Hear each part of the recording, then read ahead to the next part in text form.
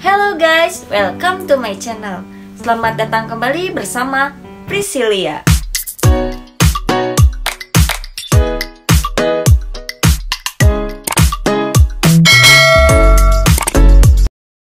Medusa, salah satu makhluk mitologi dari Yunani.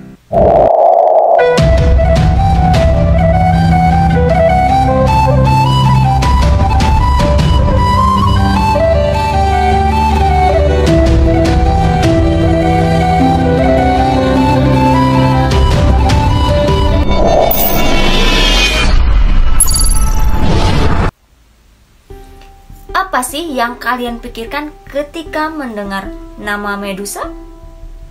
Pasti terbayang seorang monster yang sangat mengerikan dan kejam, atau seorang wanita berambut ular hidup, dan siapapun yang menatap matanya akan menjadi batu. Tapi kalian tahu gak sih, ternyata di balik itu semua terdapat kisah yang tragis dan menyedihkan. Ia hanyalah seorang korban dari keegoisan para dewa. Wah, kasihan sekali Medusa. Nama Medusa sudah tidak asing lagi bagi banyak orang, karena ia sering muncul di dalam film sebagai tokoh antagonis atau dalam hal-hal yang bertema tentang mitologi Yunani. Medusa artinya penjaga atau pelindung. Ia adalah salah satu makhluk mitologi dari Yunani yang paling populer dan menakutkan. Dia juga sering dikenal dengan wanita yang berparas cantik di awal dan berakhir dengan kutukan.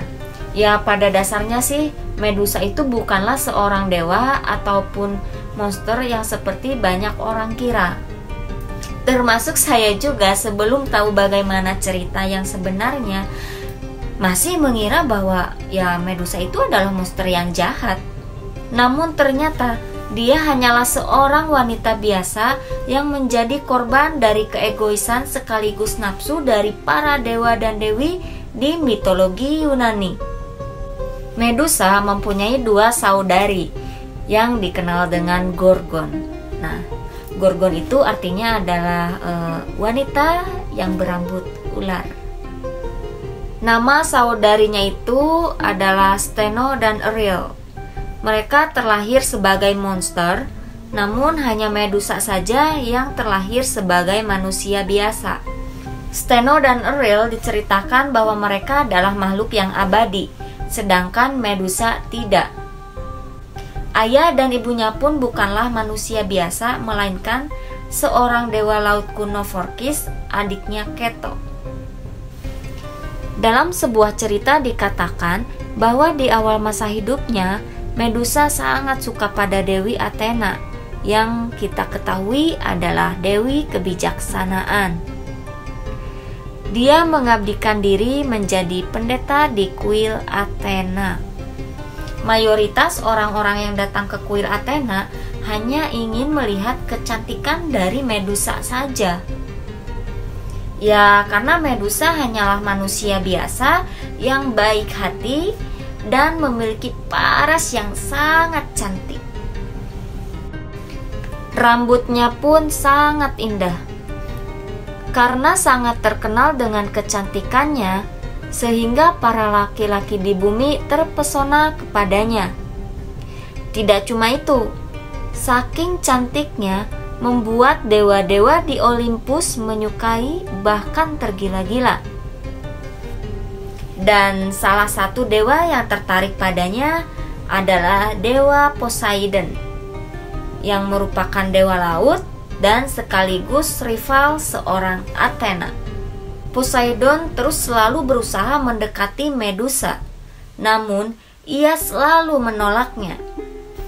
Karena ya untuk bisa seperti pendeta sang dewi, ada syarat yang memang harus dipenuhi, di mana wanita muda itu harus perawan terlebih dahulu dan menyerahkan hidup sepenuhnya untuk mengabdi kepada sang dewi. Sebenarnya sih mudah sekali jika Medusa ingin pergi dari kuil Athena, dan menjalani kehidupan seperti orang lain, memiliki pasangan dalam hidupnya.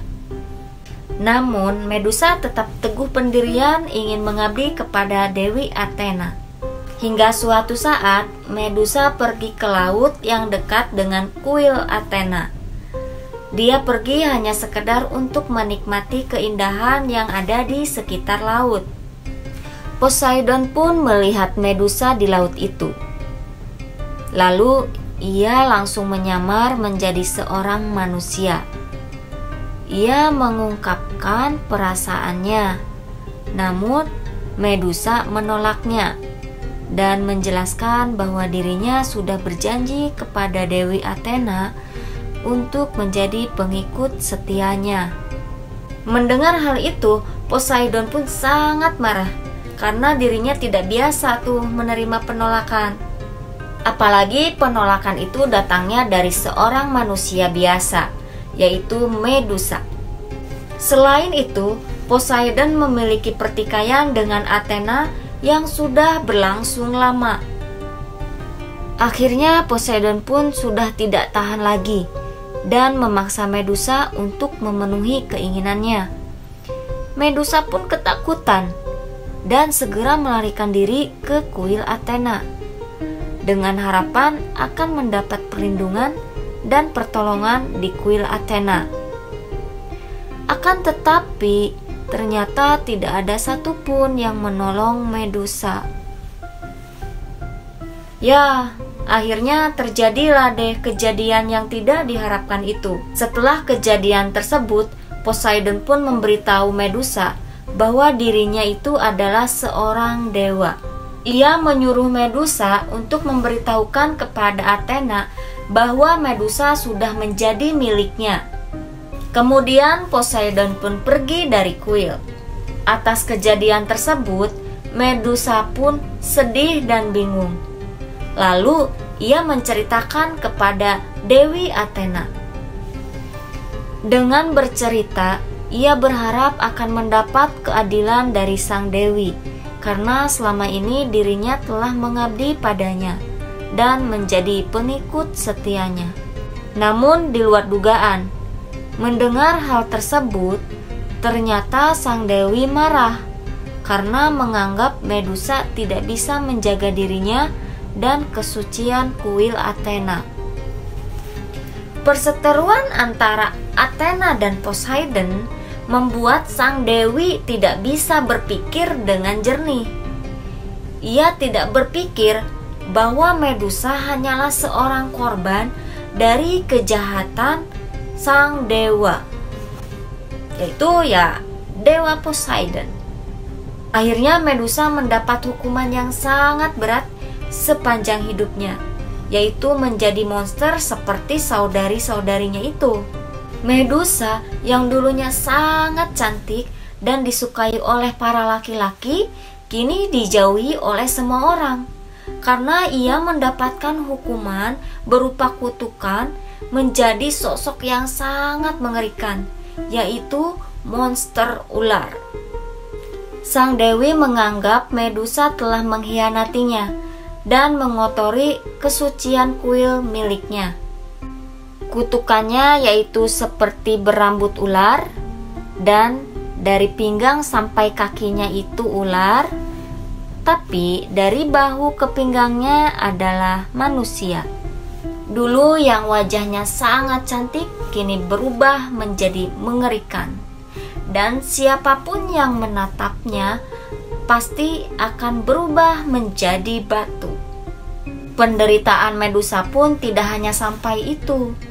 Lalu ia mengasingkan diri di sebuah pulau yang sangat terpencil, di mana pulau tersebut tidak ada satu orang pun manusia.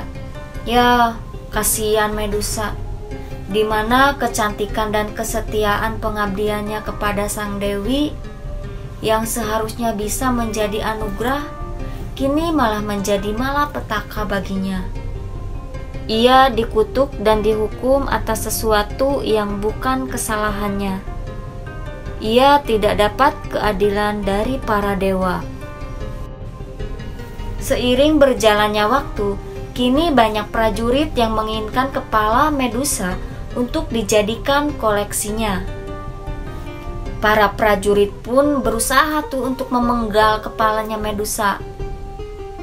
Tapi ya sudah jelas gagal, karena yang terjadi malah mereka berubah menjadi batu. Di sepanjang waktu tidak ada yang bisa berhasil memenggal kepala Medusa. Hingga suatu saat datanglah Perseus atas perintah Raja Polydectes dan Seriphos yang meminta kepala Medusa sebagai hadiah. Perseus ini adalah manusia keturunan dari dewa juga, yaitu Zeus. Ia menghadapi Medusa dengan bantuan dari para dewa dan dewi. Dewa Hermes yang memberinya sandal bersayap, jadi bisa lari cepat gitu. Helm gaib dari dewa Hades, jadi nanti dia bisa menghilang itu dan menghindari tatapan Medusa. Dan yang ketiga yaitu tapeng atau perisai yang sering disebut juga Ageis. Nah, itu adalah milik Athena. Perseus berhasil melaksanakan tugas membunuh Medusa dengan cara melihat bayangan Medusa di cermin agar Medusa tidak mengubahnya jadi batu.